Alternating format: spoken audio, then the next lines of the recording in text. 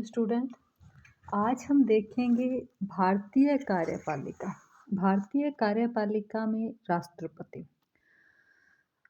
क्योंकि भारत में संसदात्मक शासन व्यवस्था को अपनाया गया है, इसीलिए भारत का राष्ट्रपति है वो नाम मात्र का है। अब संसदात्मक शासन व्यवस्था क्या होती है? संसदात्मक शासन व्यवस्था का निर्धारण कार्यपालिका और व्यवस्थापिका के संबंधों के आधार पर किया जाता है। जब कार्यपालिका व्यवस्थापिका एक दूसरे से घनिष्ठ रूप से संबंधित हो तो ऐसी शासन व्यवस्था को संसदात्मक शासन व्यवस्था कहते हैं। इस शासन व्यवस्था में दोहरी कार्यपालिका होती है, नाम मात्र की और वास्तविक। तो भारत में संसदात्मक शासन व्यवस्था है, इसीलिए जो राष्ट्रपति है वह हमारे नाम मात्र की कार्यपालिका है, मतलब सारी जो शक्तियां हैं वो उनमें निहित मानी जाती हैं। अब अगर हम जैसे कि कॉम्पिटिटिव एग्ज़ाम के व्यू से भी साथ साथ तैयारी करते हैं तो इसके जो फैक्ट हैं उनको भी हम देख लेंगे साथ साथ। राष्ट्रपति का जो कार्यपालिका का उल्लेख है वो संविधान के अध्याय 6, किस अध्याय में आएगा? 6 में आएगा। और राष्ट्रपति का उल्लेख 52 में, अनुच्छेद 52 कहता है कि भारत का एक राष्ट्रपति होगा। अनुच्छेद 53 इसमें कार्यपालिका शक्तियों का विस्तार है। ये कहता है कि संघ की कार्यपालिका शक्तियां राष्ट्रपति में निहित होंगी।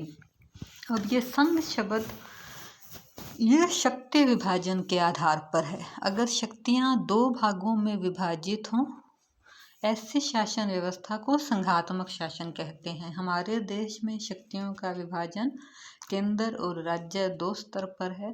तो जो केंद्रीय शक्तियां हैं वो समस्त शक्तियां किस में निहित होती हैं? राष्ट्रपति में। ये मैंने आपको आम भाषा के वे से समझाया है, जिसका उपयोग वो स्वयं या अपने अधीनस्थ के माध्यम से करेगा। तो इसका मतलब एक तरफ उसने कह दिया कि संघ की सारी शक्तियां राष्ट्रपति में निहित है, दूसरा है प्रतिबंध भी लगा दिया कि उन शक्तियों का प्रयोग या तो वो स्वयं कर सकता है या कौन करेगा? अपन उसके अधीन जो मंत्री परिषद है वो करेगी।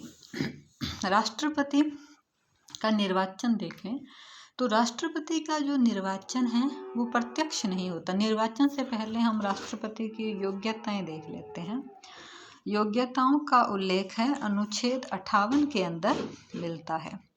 अनुच्छेद 58 क्या कहता है कि राष्ट्रपति बनने के लिए निम्नलिखित योग्यताएं हैं।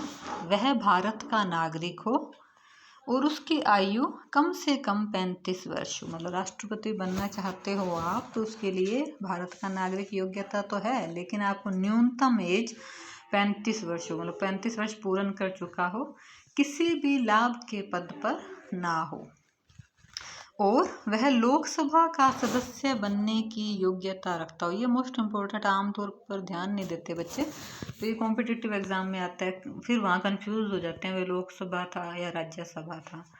तो राष्ट्रपति की योग्यताओं में लोकसभा का सदस्य बनने की योग्यता होनी चाहिए।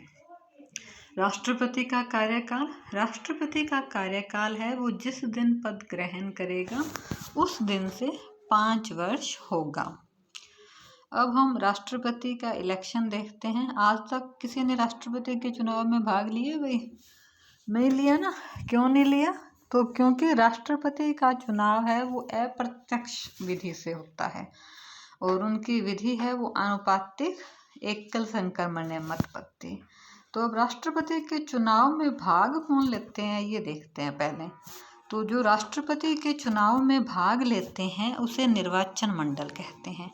तो इसमें आपको एक चीज़ याद रखनी है कि राष्ट्रपति के इलेक्शन में निर्वाचित मेंबर ही भाग लेते हैं, मनोनीत मेंबर भाग नहीं लेते, क्योंकि मनोनीत को तो राष्ट्रपति नियुक्त करता है ना।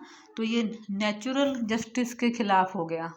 सपोज मैंने आपको कहीं नियुक्त किया और आपको मतलब मेरे को चुनना हो तो जाहिर सी बात है मैंने आपको लाभ दिया तो आप मुझे ही चुनोगे, इसीलिए उन्हें इलेक्शन में भाग लेने का अधिकार नहीं है। राष्ट्रपति को चुनने का अधिकार सिर्फ और सिर्फ निर्वाचित मेंबर्स को है। तो इसमें संसद के सभी निर्वाचित सदस्य संसद का मतलब लोकसभा और राज्यसभा, और सभी राज्य विधानसभाओं के निर्वाचित सदस्य, जो हमारे 28 विधानसभाएं हैं उनके निर्वाचित सदस्य इसमें भी मनोनीत नहीं होते, एक मेंबर मनोनीत होता है विधानसभा में, वो भाग नहीं लेगा। दिल्ली पौंडीचेरी है, उन्हें 70वें संविधान संशोधन 1992 के द्वारा राष्ट्रपति के चुनाव में सम्मिलित किया गया। उससे पहले 92 से पहले दिल्ली पौंडीचेरी भाग नहीं लेती थी। और अब जम्मू कश्मीर है, क्योंकि वहाँ भी विधानसभा है तो उसके मेंबर आ जाएंगे केंद्र शासित प्रदेश के रूप में। तो ये तो है राष्ट्रपति के इलेक्शन में कौन भाग लेगा। तो इजी सिंपल सा है, समस्त विधानसभाएं चाहे वो केंद्र शासित प्रदेशों की हों चाहे राज्यों की हों, प्लस संसद के दोनों सदनों के निर्वाचित मेंबर्स भाग लेंगे।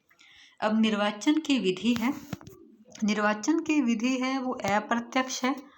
अप्रत्यक्ष तरीके से गुप्त मतदान के द्वारा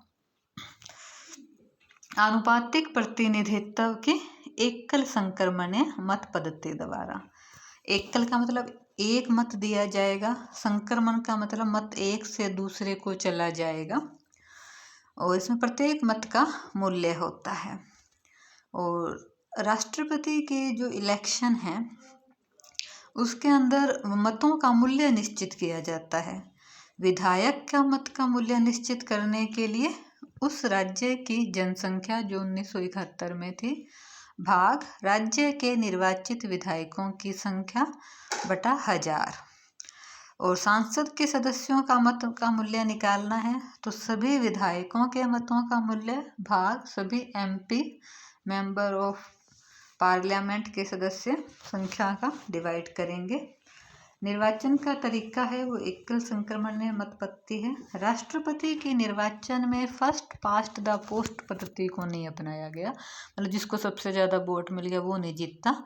इसके लिए न्यूनतम मत कोटा है, कुल डाले गए वैध मतों की संख्या भाग निर्वाचित होने वाले सदस्यों की संख्या प्लस 1। राष्ट्रपति की पोस्ट एक ही होती है तो 1 + 1 मतलब 2 का भाग देके जो आंसर आएगा उसमें +1 करके न्यूनतम मत कोटा निश्चित किया जाता है।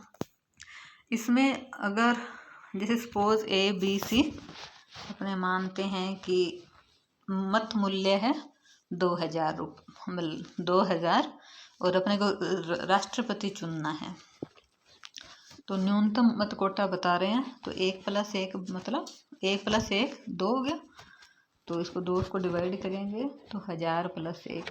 तो राष्ट्रपति निर्वाचित होने के लिए न्यूनतम मत कोटा अनुमानित है, एग्जाम्पल में 101 चाहिएगा। अब सपोज इलेक्शन हो रहे हैं, उसमें 4 कैंडिडेट खड़े हो गए A, B, C और D।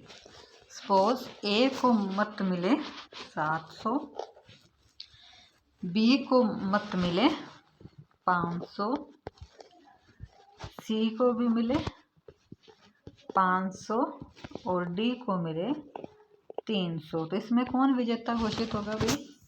कोई नहीं होगा, क्योंकि न्यूनतम मत कोटा कितना है? न्यूनतम मत कोटा है 1001। तो ऐसी कंडीशन में हम क्या करेंगे, जिसको सबसे कम मत मिले हैं उसे निर्वाचन से बाहर कर देंगे, और जो उन्हें मत मिले हैं उनको देखेंगे कि वो 300 लोगों की फर्स्ट चॉइस क्या है।